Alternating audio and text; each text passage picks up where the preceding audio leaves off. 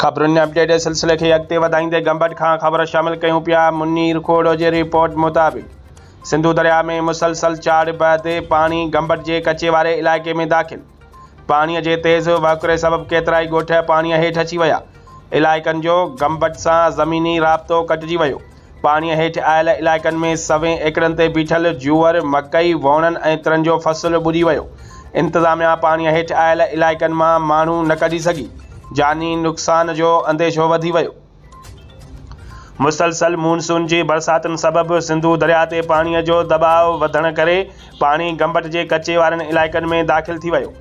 इलाइक़े में पाणी हुजण करे कचे जे अक्सर ॻोठनि जो गंबट सां ज़मीनी राब्तो बि कटिजी वियो ऐं उन्हनि इलाइक़नि में बीठल 100 एकड़नि ते जूअर, मकई, वौणनि ऐं तिरनि जो फ़सुलु ॿुॾी वियो आहे। पर अफ़सोस हेॾे गंभीर सूरत हाल बावजूदि इंतिज़ामिया पाणीअ हेठि आयल इलाइक़नि मां माण्हू कढणु शुरू न करे सघी आहे, जंहिं करे इंसानी जानुनि जे नुक़सान जो अंदेशो वधी रहियो आहे।